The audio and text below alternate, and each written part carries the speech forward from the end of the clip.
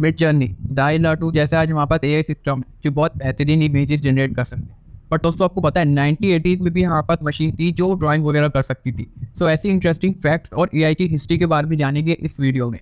दोस्तों John McCarthy के बारे में तो हम सब जानते ही है, वो दुनिया के सबसे पहले इंसान है जिन्होंने आर्टिफिशियल इंटेलिजेंस के ऊपर बात करी थी 1955 में। बट अगर हम थोड़ा उनसे पीछे आए, अर्ली 90s में आए, तो लोगों और मीडिया में आर्टिफिशियल इंसान बहुत पॉपुलर वर्ड था और बहुत ही ज़्यादा बातचीत हो रही थी आर्टिफिशियल इंसान के ऊपर। और उसी वक्त पे साइंटिस्ट लोग भी ये बार बार क्वेश्चन पूछे जा रहे थे, क्या आर्टिफिशियल दिमाग बनाना पॉसिबल है। तो उसी समय 1921 में एक जैक कैरल कैपिक राइटर थे, उन्होंने एक प्ले लिखा था रॉसम यूनिवर्सल रोबोट।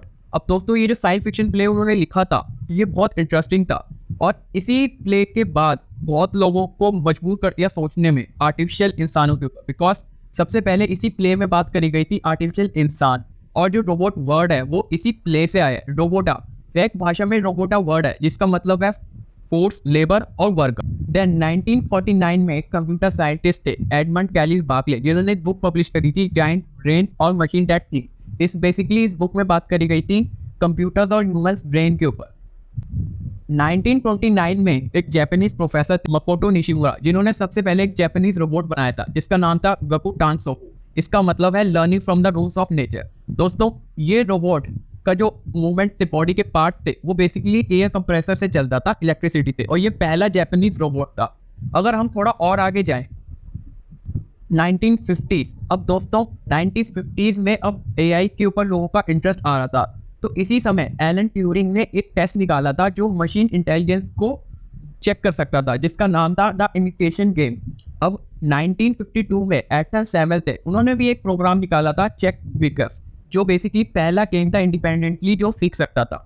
अब हम आगे जाएं 1955 में जॉन मैकार्टी, इन्होंने सबसे पहले आर्टिफिशियल इंटेलिजेंस के ऊपर बात करी थी 1955 में डार्टमाउथ कॉलेज में। अगर हम थोड़ा और अब आगे जाएं 1957 टू 1980, जैसे जैसे टाइम आगे बढ़ता जा रहा था तो एआई के ऊपर रिसर्च और जो एआई की ग्रोथ थी वो बढ़ती जा रही थी। सो इसी टाइम पे पहला इंडस्ट्रियल रोबोट आया था यूनिवेट नाम का, जो असेंबली लाइन में हेल्प करता था जनरल मोटर्स में। और इसी time AAI, American association of artificial intelligence की स्थापना हुई थी, जो AAI है। और इसी टाइम में आर्थर सैमुअल ने एक मशीन लर्निंग के ऊपर बात करी थी। एक स्पीच में उन्होंने बताया था कि कैसे मशीन को हम सिखा सकते हैं चेस में जो इंसानों से बेहतर खेले। और इसी टाइम में 1966 जोसेफ वेसनबाम ने पहला चैटर बॉट बनाया था, जो हम सब जानते हैं चैट बॉट के नाम से। वो नेचुरल लैंग्वेज प्रोसेसिंग के ऊपर था।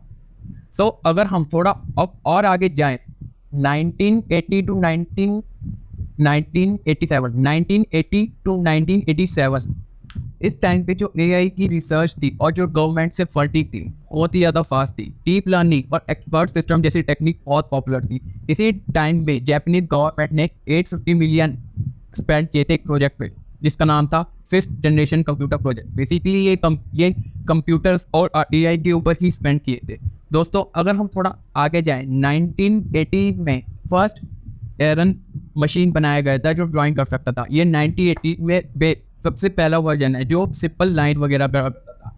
ये सिंपल सेट ऑफ रूल्स पे काम किया करता था, इस पे इंस्ट्रक्शन डाले जाते थे और उसी के बेस पे ये लाइन ड्रॉ कर सकता। जो मैंने आपसे बात करती स्टार्टिंग वीडियो में, दोस्तों 1995 में ये सेम एरन एक बहुत ही ज़्यादा इंटरेस्टिंग इमेजेस जनरेट करती है, वो हम आगे देखेंगे।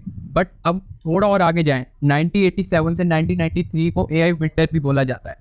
इस टाइम पे गवर्नमेंट सेक्टर और प्राइवेट सेक्टर से ही लेकर बहुत ही कम इंटरेस्ट आ रहा था एआई पे। अब आपने देखा था अर्ली 80s में गवर्नमेंट ने और प्राइवेट सेक्टर में बहुत अच्छे फंडिंग दी थी, बट इसका जो मेन रीज़न था फंडिंग हाई थी और जो रिटर्न थे वो कम से कम थे।